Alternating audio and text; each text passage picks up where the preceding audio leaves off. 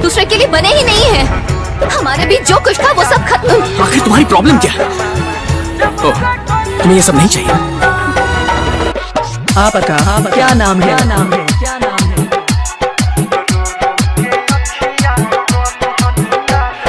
DJ Sandeep राजनिकी तमकुरी राज कुशीनगर।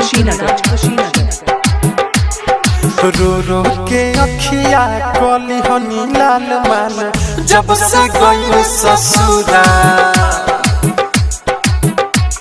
रो रो के अखिया कली हनी लाल मान जब से गई ससुरा।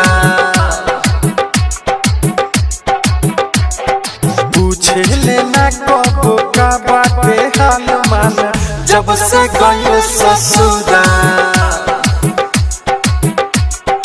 रो रो के अखिया कली हनी लाल मान जब से गई ससुरा।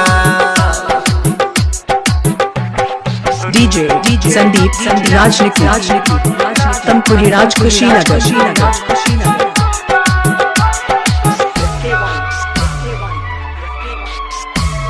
भूल गईलू हमारा के क्षण भर में सुन भाई रे।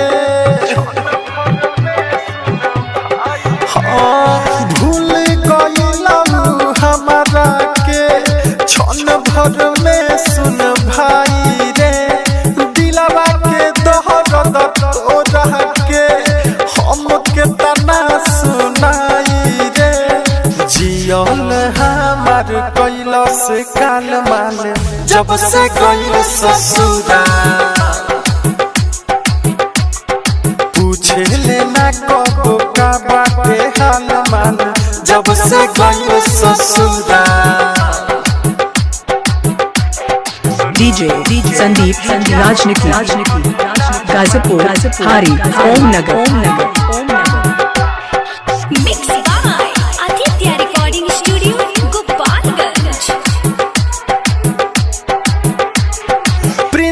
रेहान समझावता तब न दिल बुझ पावता। हाँ, प्रिंस रेहान समझावता तब न दिल बुझ पावता। ओकर याद रही रही के दीपकवा के पगलावता। छोटे सिद्दीकी दिल बाबे हाल मान जब से गई ससुरा। पूछे लेना कबो का बाटे हाल मान जब से गई ससुरा।